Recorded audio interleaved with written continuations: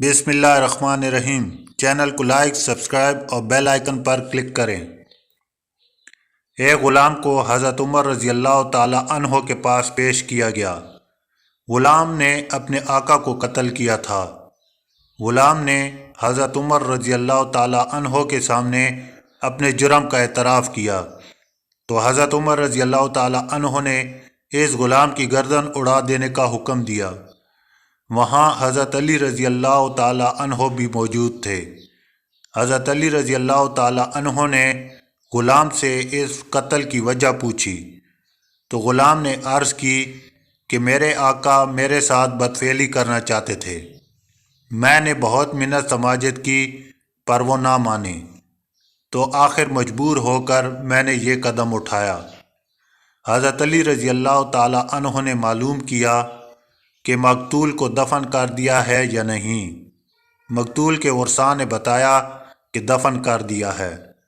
حضرت علی رضی اللہ تعالی عنہ نے حضرت عمر رضی اللہ تعالی عنہ سے کہا کہ 3 یوم کے بعد اس کا فیصلہ ہوگا، غلام سے تب تک کوئی بات نہ کرے۔ 3 دن کے بعد ورثاء حاضر ہوئے۔ حضرت علی رضی اللہ تعالی عنہ اور حضرت عمر رضی اللہ تعالی عنہ اس غلام قاتل اور مقتول کے ورثاء کے ساتھ مقتول کی قبر پر گئے۔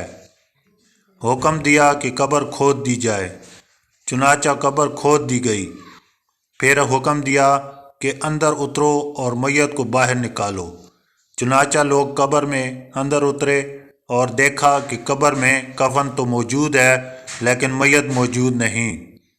حضرت علی رضی اللہ تعالی عنہ نے 2 بار تکبیر کہی اور کہا کہ مجھ کو خبر دی گئی ہے کہ رسول اللہ صلی اللہ علیہ وآلہ وسلم نے فرمایا ہے، جو شخص میری امت میں قوم لوط کی طرح عمل کرے گا تو زمین اس کے مرنے کے 3 دن بعد اس کو قوم لوط کی جگہ پھینک دے گی تاکہ ان کے ساتھ ہی اس کا حشر ہو۔